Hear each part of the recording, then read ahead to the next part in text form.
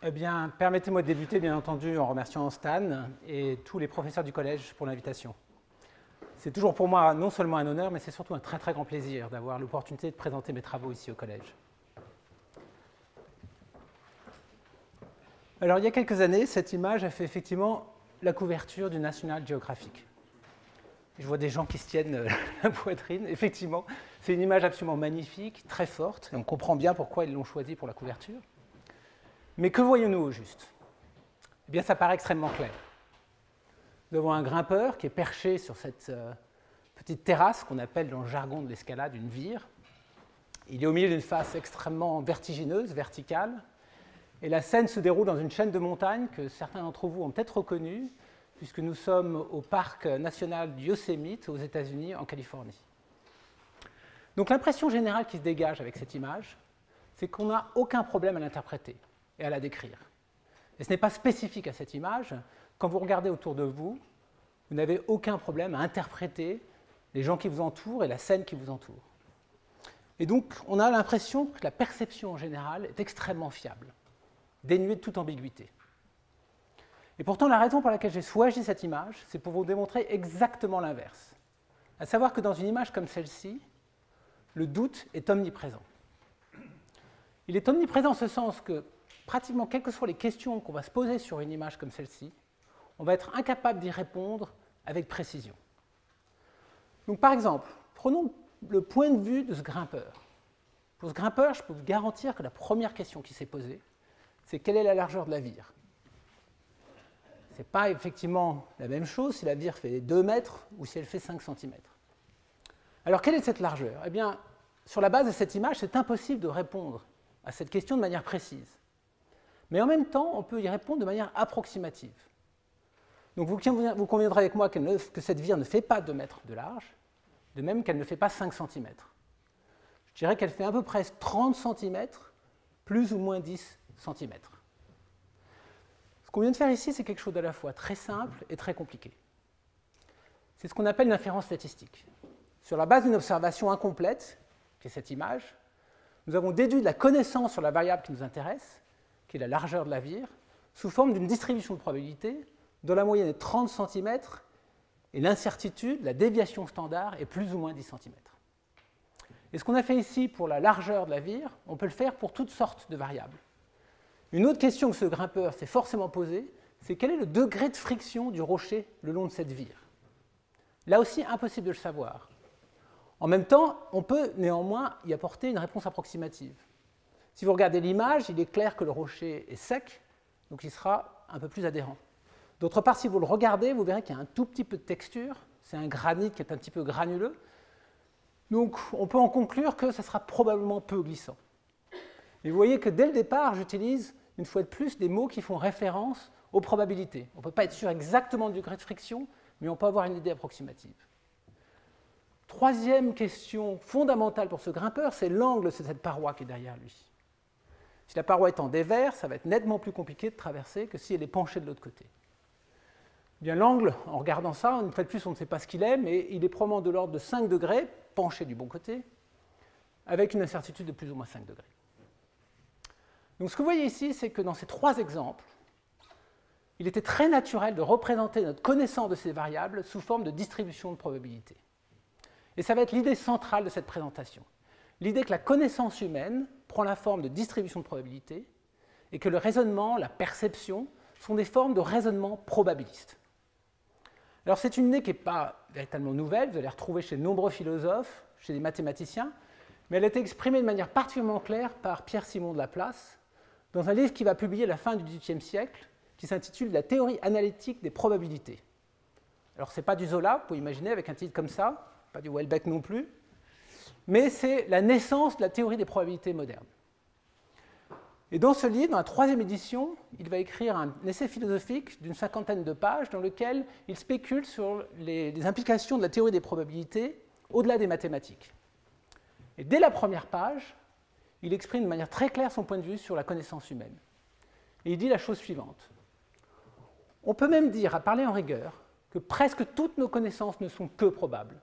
Et dans le petit nombre des choses que nous pouvons savoir avec certitude dans les sciences mathématiques elles-mêmes, les principaux moyens de parvenir à la vérité, l'induction et l'analogie se fondent sur les probabilités, en sorte que le système entier des connaissances humaines se rattache à la théorie exposée dans cet essai.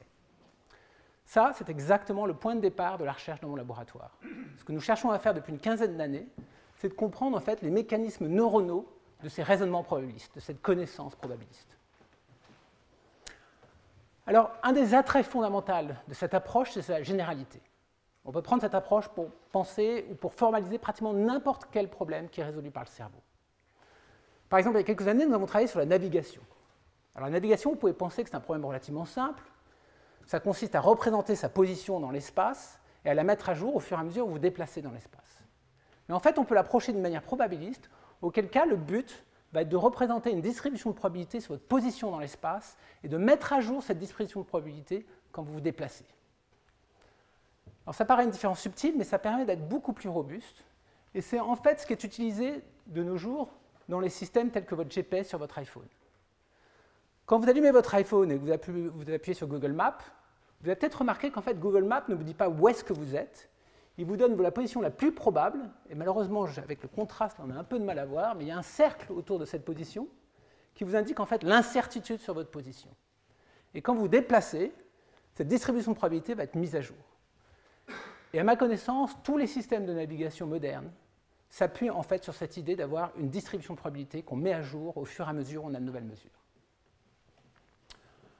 On peut aussi repenser ou étudier l'intégration multisensorielle. Alors, l'intégration multisensorielle, c'est quelque chose que vous faites en permanence sans même vous en apercevoir. Là, à cet instant, quand vous m'écoutez, vous faites de l'intégration multisensorielle.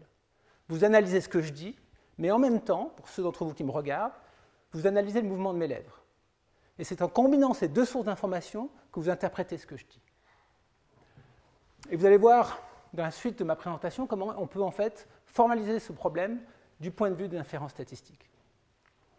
Nous avons aussi travaillé sur la perception olfactive, sur la localisation auditive, sur le contrôle moteur, sur la prise de décision. Dans le cas de la prise de décision, il y a à peu près 2 siècles d'histoire qui s'appuient sur les probabilités pour penser à la manière dont les êtres humains font des décisions. Et donc dernièrement, on a pu commencer à se pencher sur les mécanismes neuronaux de ces décisions probabilistes. On a aussi travaillé sur des problèmes qui sont peut-être un petit peu plus cognitifs, comme la recherche visuelle ou l'arithmétique. Alors l'arithmétique, ici, je fais référence à notre capacité de percevoir très rapidement la numérosité dans un ensemble d'objets de manière analogue, un sujet sur lequel Stan pourrait en dire très long. D'ailleurs, je crois savoir que dans 2 heures, il fait une conférence à Saint-Sulpice sur ce sujet, auquel vous êtes tous invités, et qui montre qu'effectivement, on est capable de percevoir les chiffres très rapidement et de les additionner de manière très intuitive. Et donc avec cette approche, l'idée serait que quand on voit un ensemble d'objets, on n'estime pas le nombre d'objets dans l'ensemble, on estime une distribution de probabilité sur la numérosité. Et du coup, quand on fait une addition, on ne fait pas véritablement une addition, on fait une inférence statistique. On essaye d'en déduire quelle est la valeur la plus probable de l'addition, étant donné l'incertitude des 2 chiffres que vous cherchez à additionner. Et enfin, on peut aussi repenser au problème d'apprentissage et d'apprentissage synaptique avec cette approche probabiliste, et j'en dirai aussi quelques mots dans quelques minutes. Donc on a travaillé sur tous ces sujets. Je n'ai pas le temps de vous dire exactement ce que nous avons fait dans tous ces domaines. Je vais me concentrer sur 3 d'entre eux, l'intégration multisensorielle, la prise de décision et l'apprentissage. Alors avant de parler de calcul, il va falloir que nous parlions de code. Vous savez sans doute que dans un ordinateur, toute l'information est codée sous forme de 0 et de 1. C'est le code binaire. Mais qu'en est-il dans le cerveau ? Comment est-ce que le cerveau représente l'information, et en particulier, comment est-ce que le cerveau représente les distributions de probabilité ? C'est une question fondamentale, parce que si vous vous intéressez au calcul, il faut d'abord comprendre comment l'information est représentée. Il y a un lien très fort entre calcul et représentation. Et pour illustrer ça, considérez par exemple le problème de l'addition. L'addition, c'est une opération donnée. Mais l'algorithme qu'il faut implémenter pour faire une addition dépend de la manière dont vous représentez les chiffres. Par exemple, si vous représentez vos nombres avec des chiffres arabes, vous connaissez tous la procédure pour faire une addition. Vous démarrez avec la colonne de droite, vous additionnez les 2 chiffres, vous reportez le résultat en bas. S'il y a une retenue, vous la reportez sur la colonne d'après, vous additionnez les chiffres, et ainsi de suite. Si maintenant, vous faites la même opération, mais avec des chiffres romains, cet algorithme que je viens de vous décrire, qui consiste d'aller en colonne, ne marche plus. Il y a un algorithme pour additionner les chiffres romains, mais il est extrêmement compliqué, et c'est une des raisons pour lesquelles on a fini par adopter les chiffres arabes. Donc vous voyez qu'une opération donnée, l'addition, va requérir des algorithmes différents selon la manière dont on représente les chiffres. Alors, une fois de plus, qu'en est-il pour le cerveau? Alors, dans le cerveau, tout le codage démarre avec des potentiels d'action. Les potentiels d'action, vous le savez sans doute, ce sont des impulsions électriques très courtes de l'ordre du milliseconde qui permettent aux neurones de communiquer les uns avec les autres.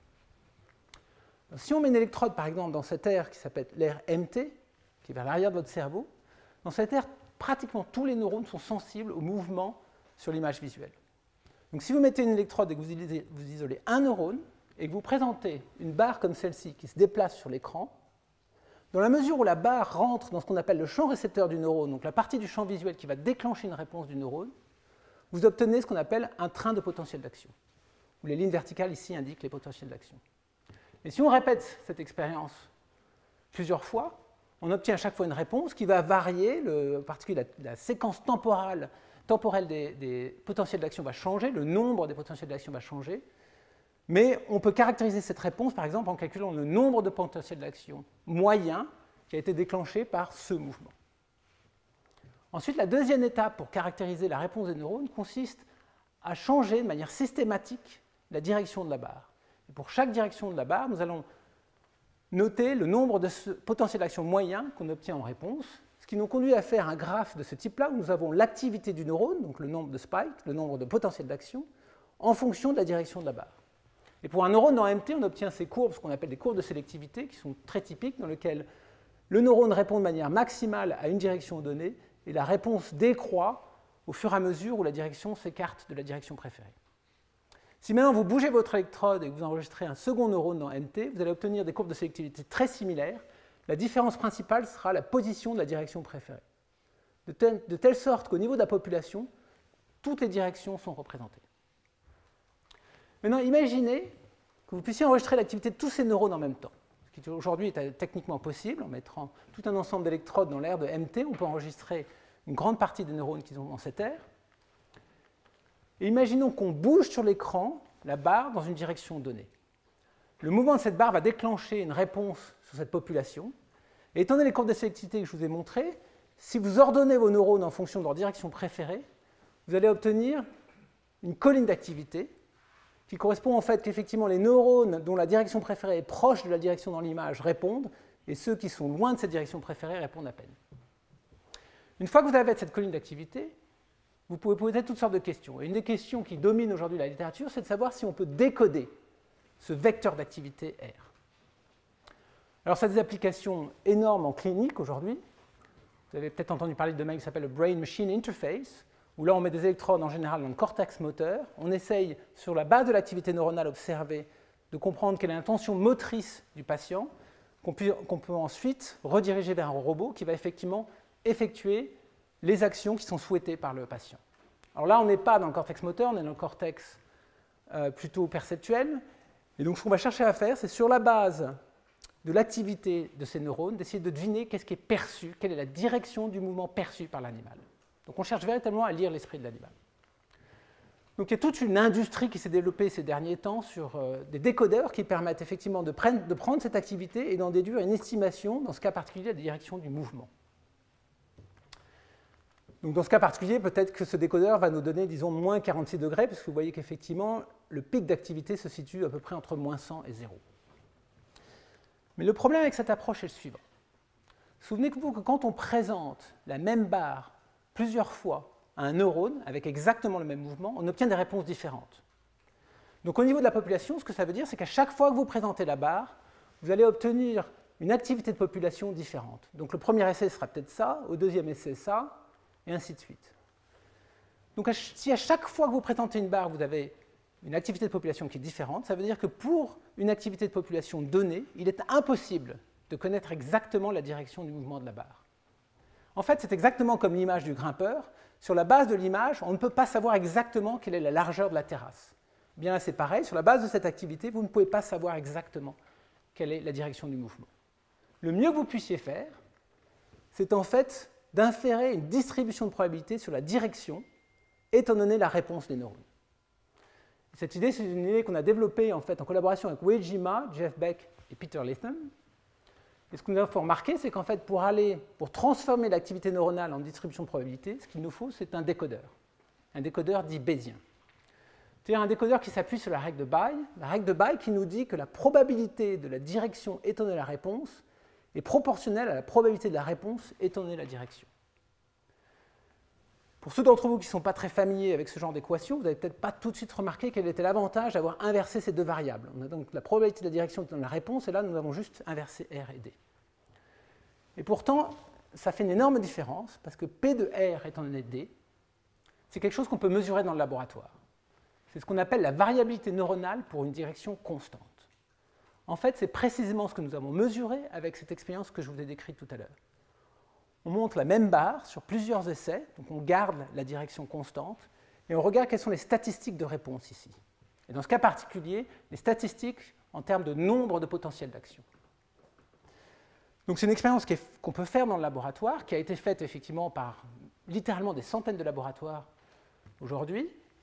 Et en regardant la littérature, en revoyant cette littérature, on s'est aperçu que pour certaines variables, dans certaines aires corticales, cette variabilité est décrite par cette équation. En tout cas, ça donne une approximation assez proche de ce qu'on voit expérimentalement. Alors par exemple, c'est vrai pour le code pour l'orientation des contours visuels dans le cortex primaire. Ça marche pour l'identité des objets dans le cortex temporel. Ça marche pour la direction de des saccades, des mouvements de saccades dans le cortex pariétal, ou encore pour le mouvement de la main dans le cortex moteur.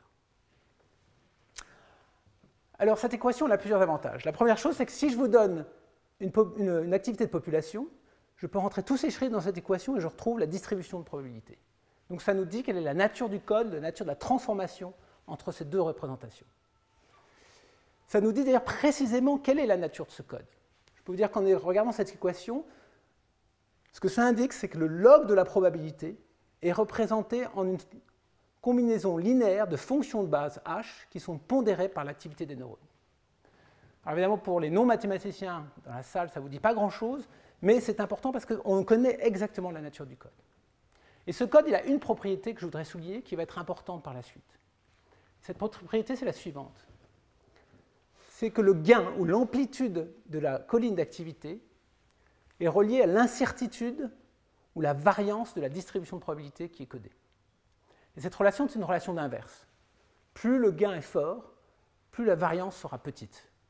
Donc si je diminue le gain, la variance va augmenter. Ça paraît relativement logique. Plus un neurone répond, et moins on sera incertain de la valeur de la variable qui est codée par ces neurones. Donc la relation, c'est que le gain est inversement proportionnel à la variance. Donc maintenant, nous avons le premier élément en main, c'est quelle est la nature du code neuronal pour les distributions de probabilité. Et nous allons explorer ce code en particulier. Donc nous pouvons maintenant se pencher sur un calcul particulier. Nous allons regarder l'intégration multisensorielle. Et en particulier l'intégration visio-vestibulaire. Il se trouve que quand vous bougez dans l'espace, vous êtes capable de dire dans quelle direction vous dirigez. Et ça s'appuie sur la combinaison de deux types d'informations. La première, c'est votre système vestibulaire. Donc dès que vous bougez, vous activez dans votre oreille interne le système vestibulaire qui vous renseigne sur les accélérations et donc sur la direction de votre mouvement. D'autre part, en bougeant, vous déclenchez sur votre rétine un mouvement très particulier, un mouvement d'expansion qui lui aussi vous renseigne sur votre direction dans l'espace. Et là, en collaboration avec Chris Fetch, Greg DeAngelis et Dora Angelaki, nous avons étudié ce processus d'intégration à la fois chez le singe et chez l'humain. Nous avons fait ça avec cet appareil qui est ce qu'on appelle une plateforme vestibulaire qui permet de bouger physiquement les gens dans l'espace dans n'importe quelle direction. Et en même temps qu'on bouge la personne, donc qu'on active le système vestibulaire, on va présenter sur l'écran un mouvement particulier qui correspond à un mouvement vers l'avant. En fait, la vidéo pour ça, elle a à peu près cette tête-là. Il y a pas mal de bruit au début, mais vous allez très vite comprendre. Au fur et à mesure, le bruit diminue. Donc, vous voyez que là, on a vraiment une sensation de bouger dans l'espace. C'est un peu comme ce qu'on voit dans les films de science-fiction quand le vaisseau spatial accélère. Et sur la base de ça, vous pouvez en fait déterminer dans quelle direction vous allez. Alors, la tâche du sujet dans une expérience comme ça, c'est de vous dire dans quelle direction il bouge. Et pour faire cette tâche, on peut imaginer différents mécanismes. Par exemple, imaginons une solution qui soit non probabiliste. Ce qui va se passer, c'est que sur la base de l'analyse de l'image, nous allons extraire une estimation de la direction dans l'espace. On va faire la même chose avec les signaux vestibulaires. Et là, maintenant, nous avons le problème d'avoir à combiner ces deux sources d'informations. En l'absence d'autres informations, le plus simple, ça serait tout simplement de prendre la moyenne de ces deux signaux. Mais en fait, c'est une très mauvaise idée. C'est une très mauvaise idée parce que, par exemple, si sur cet essai donné, vous étiez dans le noir complet, en fait, l'information visuelle n'a aucune valeur. C'est juste du bruit. Et en prenant la moyenne ici, vous avez pris une mesure, la mesure vestibulaire, qui est parfaitement bonne, et vous l'avez corrompue avec du bruit. Donc en fait, ce qu'il faudrait faire, c'est faire un espèce de moyen-âge, mais un moyen-âge qui prend en compte la fiabilité des signaux. Eh bien ça, c'est exactement ce que va faire l'approche probabiliste. Dans une approche probabiliste, je ne sais pas pourquoi il manque la moitié de mon titre, on va calculer sur la base de l'image une distribution de probabilité sur la direction dans l'espace. Exactement comme avec l'image du grimpeur, nous avons pris une image et nous avons calculé une distribution de probabilité sur la largeur de la vire. Et on va faire la même chose avec les signaux vestibulaires. Et ensuite, ce qu'il va falloir faire, c'est combiner ces deux distributions pour obtenir une troisième distribution qui va être la distribution sur la direction, étant donné le visuel et le vestibulaire. Et dans ce cas particulier, comme ce sont deux sources d'informations indépendantes, il se trouve que la probabilité sur la direction visio-vestibulaire est en fait le produit de la distribution visuelle avec la distribution vestibulaire. Donc c'est relativement simple. Et la distribution qui en résulte a des propriétés particulièrement intéressantes. La première, c'est que vous voyez que le pic de cette distribution se situe entre le pic vestibulaire et le pic visuel. Donc il s'agit effectivement d'un compromis. Mais ce compromis est plus proche du vestibulaire que du visuel. Et dans ce cas particulier, dans l'exemple que j'illustre ici, ça a un sens parce que vous voyez que la distribution vestibulaire est plus étroite que la visuelle, ce qui indique que le vestibulaire sur cet essai est plus fiable que le visuel. Et comme il est plus fiable, eh bien, le compromis favorise le vestibulaire. Donc, première propriété importante. Deuxième propriété, vous pouvez voir que la largeur, c'est-à-dire l'incertitude de cette distribution visio-vestibulaire, est plus petite que l'incertitude vestibulaire ou l'incertitude visuelle. En d'autres termes, en faisant l'intégration, nous avons réussi à réduire notre incertitude. Effectivement, quand toutes les distributions sont gaussiennes, on peut dériver la moyenne et la variance de cette distribution sur la base des distributions visuelles et vestibulaires. Et en particulier, je voudrais que vous reteniez juste cette équation ici, qui nous dit qu'en fait, l'inverse de la variance visio-vestibulaire est la somme des inverses des variances visuelles et vestibulaires. Ça peut paraître un petit peu obscur, mais en fait, si vous pensez aux variances, aux inverses de variance comme de l'information, ça a tout de suite du sens. En effet, plus votre variance est grande, plus vous êtes incertain d'une variable, moins vous avez d'informations. Plus votre variance est petite, et plus vous aurez d'informations. Donc l'inverse ici, c'est en fait une information. Et ce que vous dit cette équation, c'est que l'information visio-vestibulaire est la somme de l'information visuelle et de l'information vestibulaire. C'est le mieux que vous puissiez faire, en fait. Quand vous avez deux sources d'information, au mieux, vous allez retrouver la somme de l'information. Donc cette fois-ci, on a tous les éléments en main. On a un calcul, qui dans ce cas particulier est un produit de probabilité, et nous avons un code. On peut donc maintenant se pencher sur les mécanismes neuronaux de l'intégration visio-vestibulaire.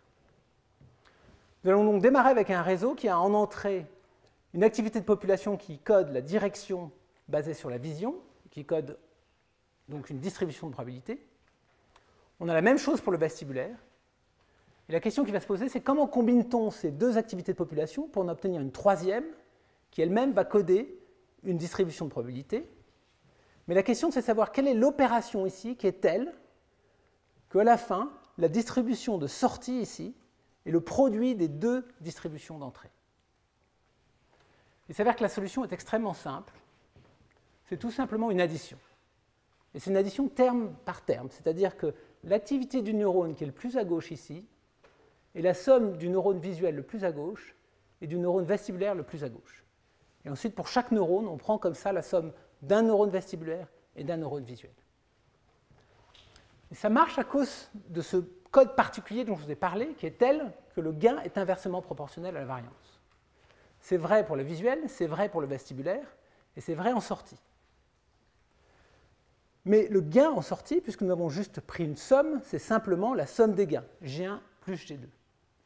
Et comme G1 est l'inverse de la variance, et que G2 est aussi l'inverse de la variance vestibulaire, on obtient cette relation qui nous dit qu'en fait, l'inverse de la variance en sortie est la somme des inverses des variances en entrée. Et donc ça, c'est la signature d'un système qui fait de l'intégration probabiliste optimale. Ce que je vous ai dit jusqu'ici, ce n'est valable que dans la mesure où le code suit effectivement ces équations. Et j'ai souligné que ce code n'est valide que pour certaines variables dans certaines aires. Il n'est pas valide partout. Mais si vous travaillez sur une variable ou sur une aire corticale où ce code n'est pas valide, on peut néanmoins suivre la même approche. En fait, notre approche, notre théorie, c'est véritablement une recommandation sur 2 étapes à suivre. La première, c'est qu'il faut d'abord mesurer la variabilité neuronale. Donc il faut essayer de caractériser expérimentalement cette fonction P de R étant donnée D.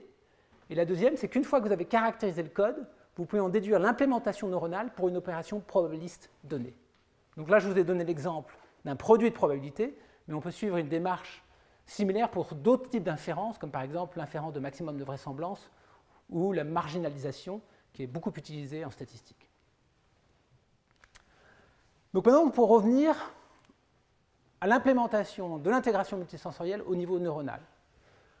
Avec Chris, Greg et Dora, nous avons enregistré l'activité de neurones chez des singes qui sont en train de faire cette tâche d'intégration multisensorielle pour voir quelle est la nature du code. Et la première chose que nous avons dû faire, c'est ce que je vous ai dit, c'est de caractériser d'abord la variabilité neuronale.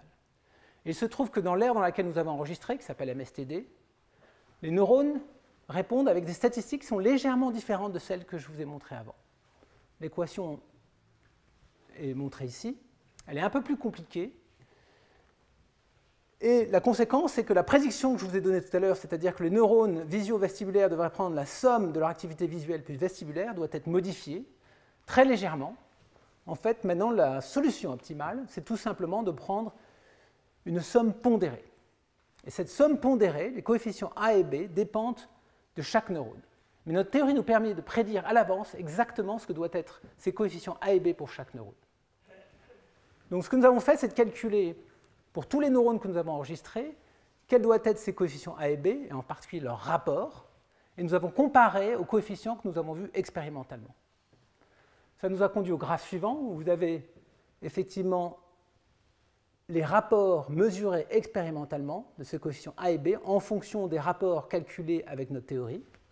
Chaque point ici est un neurone dans une condition particulière. Et si notre théorie est correcte, les données devraient s'aligner le long de la diagonale ici. Et vous voyez que c'est à peu près le cas. Il n'y a pas besoin qu'il soit exactement sur la diagonale, dans la mesure où il y a un neurone par-dessus et un neurone par-dessous, ça s'équilibre. Mais on n'est pas exactement sur la diagonale, même en moyenne. Si vous faites de la régression sur un graphe comme ça, vous obtenez une ligne qui dévie de la diagonale dans ce sens-là. Ce qui est intéressant avec cette régression ici, c'est qu'elle indique que l'animal n'est pas optimal. Il se trouve que si vous testez des humains sur cette tâche, ils sont optimaux. Mais d'après ce graphe, les animaux ne devraient pas être optimaux. Et plus précisément, si vous analysez la direction de cette déviation, elle nous dit que les animaux font trop confiance au vestibulaire. Ils pensent que le vestibulaire est plus fiable qu'il ne l'est. Alors ça nous a un peu perturbé parce que les expériences comportementales qu'on faisait en même temps que les enregistrements semblaient indiquer que les animaux étaient proches de l'optimalité. Mais après avoir vu ces résultats, on a réexaminé ces résultats et on s'est aperçu qu'effectivement, les animaux, les singes, les 2 singes que nous avons testés, avaient tendance à faire un tout petit peu trop confiance au vestibulaire. Donc évidemment, c'est un résultat particulièrement encourageant pour nous, qui semble confirmer notre théorie, qui nous a permis même de déceler au niveau cellulaire, au niveau neuronal, un biais comportemental qu'on avait raté quand on avait fait la première analyse. Maintenant, je voudrais dire quelques mots sur la prise de décision. Alors, la prise de décision, a priori, c'est un problème très différent de celui qu'on vient d'étudier, mais vous allez voir qu'exactement les mêmes principes sont en jeu pour la prise de décision.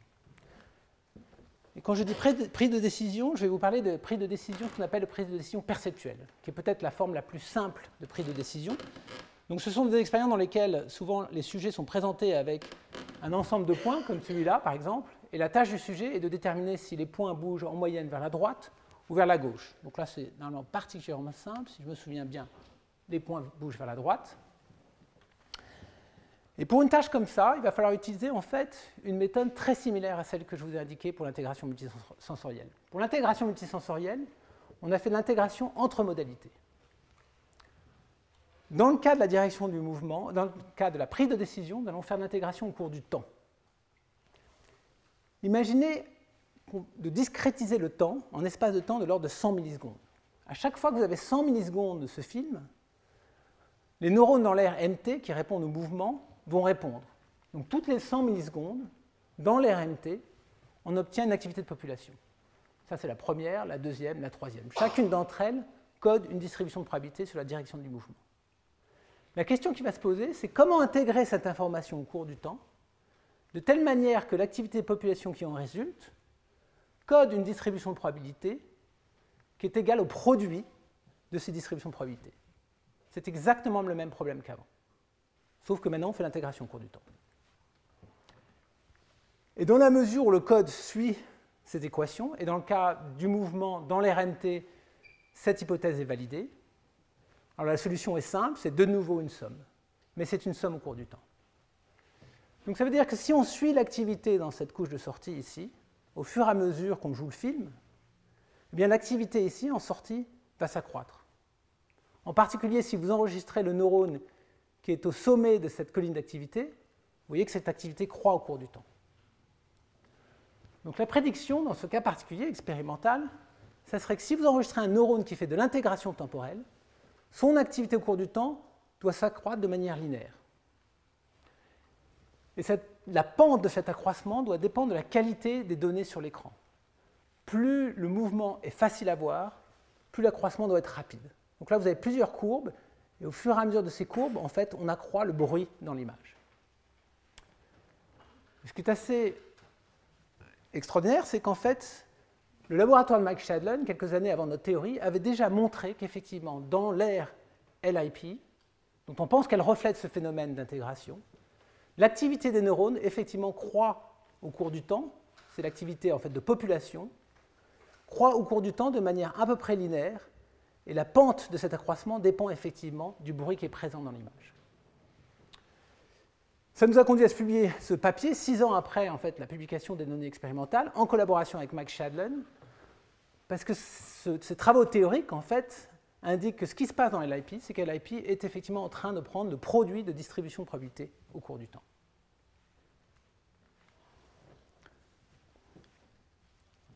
Maintenant, je voudrais parler un peu de l'apprentissage.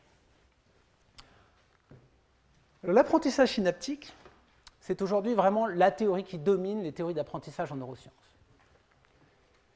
Et dans ce cas particulier, je vais vous parler d'une théorie qu'on a mise au point avec Lawrence Hutchinson et Peter Layton. Vous savez sans doute que les neurones communiquent les uns avec les autres au niveau des synapses, et que les synapses sont caractérisées par ce qu'on appelle un poids synaptique. Le poids synaptique, c'est une quantification de l'influence de la connexion présynaptique sur la cellule postsynaptique. Plus ce chiffre, plus ce nombre est grand, plus l'activité présynaptique va influencer l'activité postsynaptique.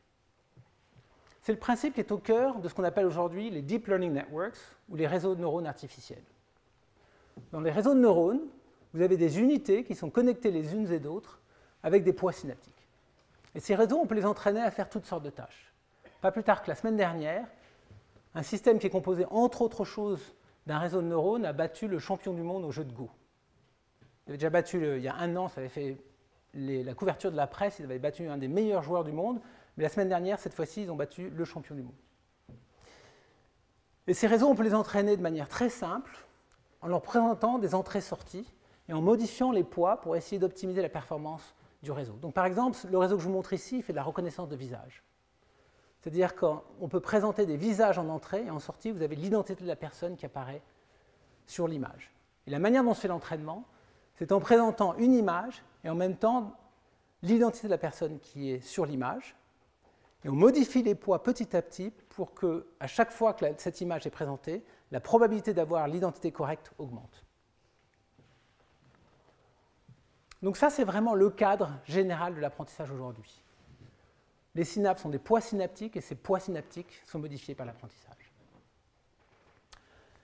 Mais quand vous faites de l'apprentissage, la base de données que vous allez utiliser, donc dans ce cas particulier des images avec des identités, sera forcément finie.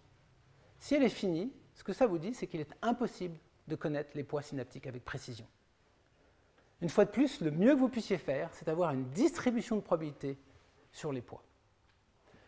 Et donc nous avons décidé d'explorer cette hypothèse qui serait que la synapse code en fait une distribution de probabilité, c'est-à-dire qu'elle a non seulement une moyenne, mais elle représente aussi l'incertitude autour du poids.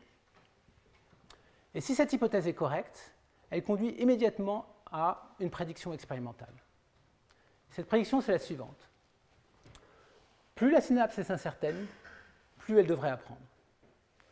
En effet, si vous êtes en train d'apprendre et que vous êtes en début d'apprentissage, et que vous n'êtes pas réellement sûr de la distribution des poids, à chaque fois que vous avez un exemple, il va falloir modifier les poids au maximum et réduire leur incertitude.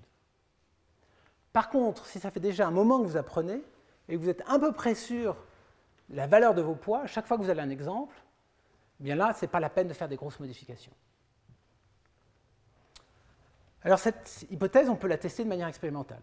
Ce qu'il va falloir faire, c'est enregistrer une paire de neurones qui est connectée les uns avec les autres et mesurer le poids synaptique, et ensuite le modifier pour voir si l'apprentissage dépend de l'incertitude. Donc là, par exemple, vous avez une mesure du poids synaptique entre deux neurones au cours du temps. Chaque point ici est une mesure.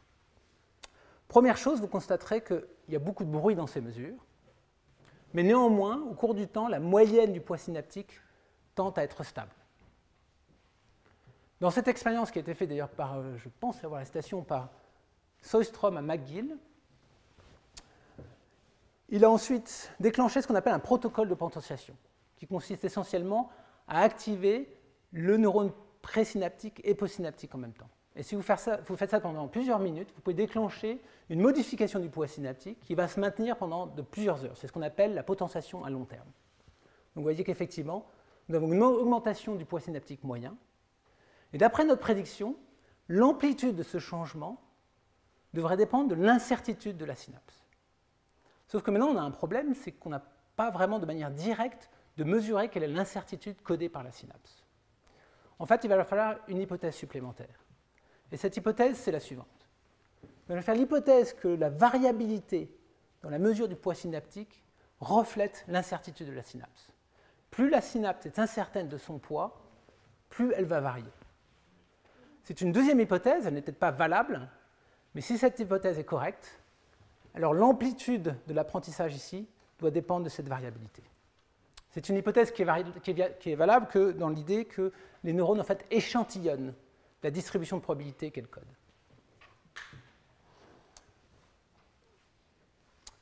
Alors on a commencé à analyser des données qui viennent du laboratoire, donc, comme je vous l'ai mentionné, de Soistrom, qui montrent qu'effectivement, il semble que ça soit le cas. Le changement synaptique déclenché par ce protocole de potentiation est effectivement proportionnel à la variance.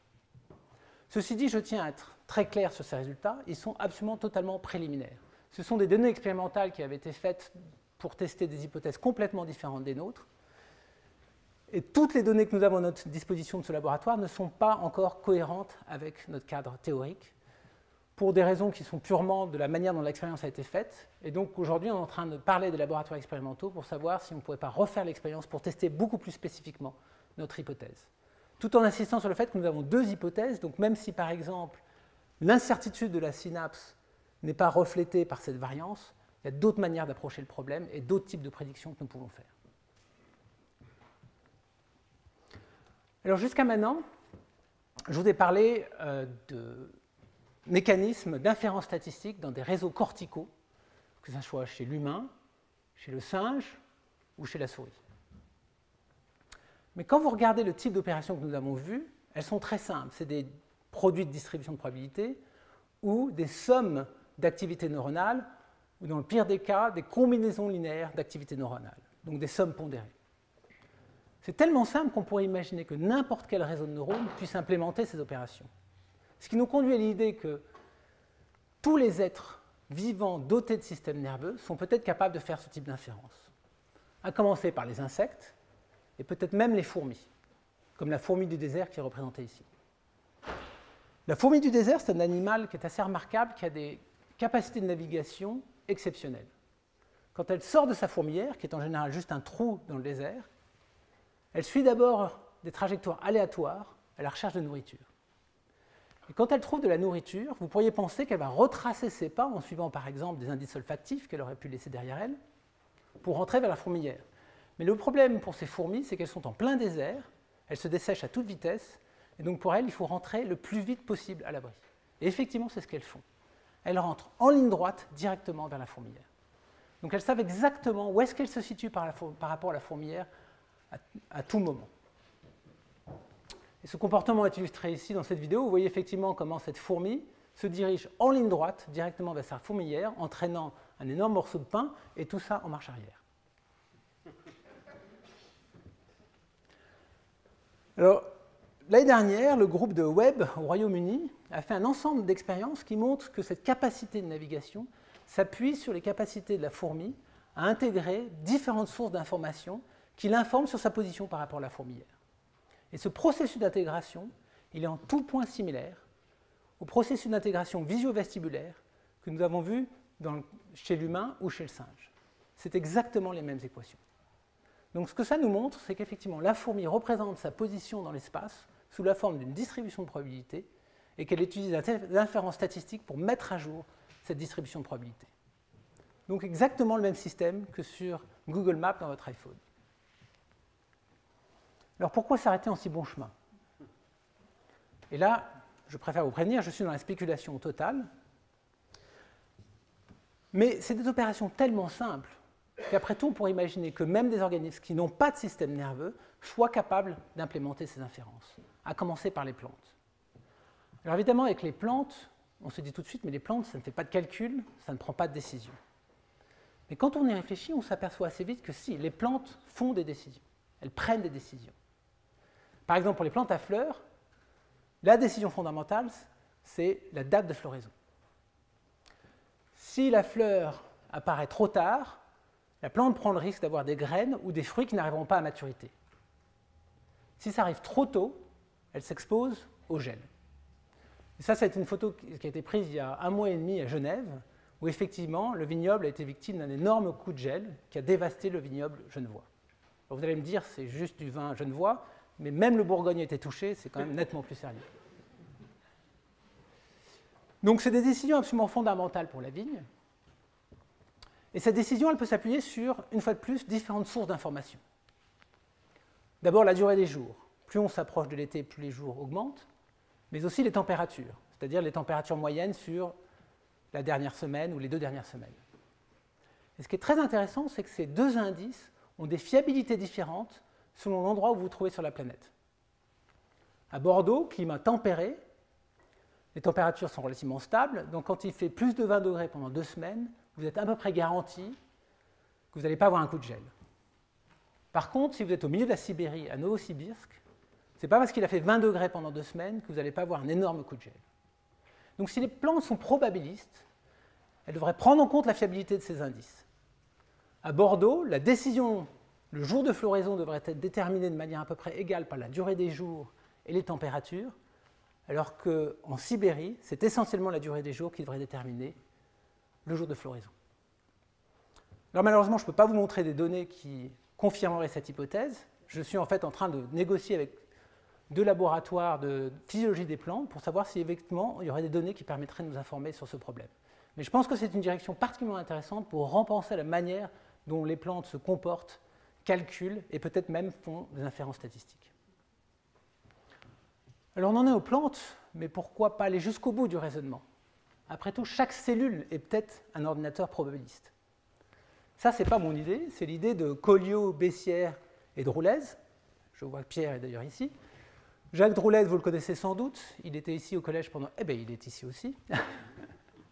J'ai bien fait de vous citer. Et donc, Pierre et Jacques ont poussé l'idée jusqu'au bout en disant que peut-être le métabolisme d'une cellule est une forme d'inférence statistique. Alors, autant que je sache, les preuves expérimentales ne sont pas encore là. Moi, je vois ça comme une hypothèse extrêmement intéressante. Mais ça va être vraiment... Je pense que la clé de cette hypothèse, ça va être de démontrer que l'incertitude est codée au niveau des chaînes métaboliques et qu'en modifiant l'incertitude, on peut modifier les calculs qui sont faits. Alors j'imagine que certains d'entre vous sont un peu confus sur le thème de ma conférence. Vous êtes venus ici en pensant que vous alliez écouter une conférence sur une théorie générale du fonctionnement du cerveau, et je suis en train de vous dire que cette théorie s'applique en fait tout aussi bien aux insectes qu'aux plantes et qu'aux cellules isolées. Alors je pense que ce parallèle est particulièrement intéressant parce qu'effectivement l'inférence statistique c'est peut-être un cadre mathématique général pour comprendre les systèmes vivants, mais il faut bien comprendre qu'avec un cerveau de 70 milliards de neurones, ce qui est à peu près le cas pour un cerveau humain, on va pouvoir implémenter des inférences statistiques autrement plus compliquées que les inférences qu'on va retrouver chez les plantes ou chez une cellule. De même que les capacités d'adaptation et d'apprentissage du cerveau sont sans commune mesure avec celles qu'on va retrouver chez les plantes ou une seule cellule. Maintenant, vous vous interrogez peut-être de savoir pourquoi est-ce que j'ai présenté des inférences aussi simples. Ça, la réponse est elle-même très simple, c'est que nous en sommes au tout début de cette recherche. Nous sommes vraiment à l'aube de cette recherche. Ça fait une dizaine d'années que nous commençons à explorer ces mécanismes. Et donc, tout naturellement, nous avons commencé avec les inférences les plus simples. Mais dans les années qui viennent, nous allons devoir nous pencher sur des inférences beaucoup plus complexes. Et en sciences cognitives en particulier, plusieurs auteurs ont commencé à explorer, en tout cas, les bases comportementales de ces inférences. Par exemple, dans le cadre de la physique intuitive. Et là, je fais référence à une expérience qui a été faite par le groupe de Josh Tenenbaum, dans lequel ils ont étudié les capacités des sujets humains à comprendre les lois de la physique de manière intuitive. Dans leur expérience, les sujets voyaient des tables comme celle-ci, et leur tâche, c'était de déterminer quel est le bloc qui est le plus à même de tomber par terre si je secoue la table. Et ils sont aperçus, en fait, ils ont reporté deux résultats fondamentaux. Le premier, c'est que les sujets humains sont extrêmement bons à ce genre de tâches. Ils sont aussi performants que pratiquement n'importe quel système que vous pouvez mettre au point sur un ordinateur pour ce genre de tâches. Deuxièmement, leur performance semble cohérente avec l'idée que les sujets humains font tourner dans leur cerveau une simulation de cette table, une simulation avec la table, les blocs et les lois approximatives de la physique. Et cette simulation, elle est fondamentalement probabiliste. Le but de cette simulation, c'est d'essayer de calculer la probabilité de la trajectoire de ces blocs quand on secoue la table. Donc là, on parle d'inférences nettement plus compliquées que celles dont on a parlé jusqu'à maintenant, pour lesquelles, bien entendu, nous ne connaissons absolument pas les bases neurales. Et pour moi, le grand défi des 20, 30 prochaines années, ça va être précisément de comprendre les bases neurales de ce type d'inférence. Et pour terminer, je voudrais remercier tous mes collaborateurs. Ils sont assez nombreux, donc je ne vais pas tous les citer. Mais j'aimerais au moins mentionner deux d'entre eux, Jeff Beck et Peter Latham, qui ont joué un rôle absolument fondamental dans le développement de toutes les théories que je vous ai présentées. Merci de votre attention.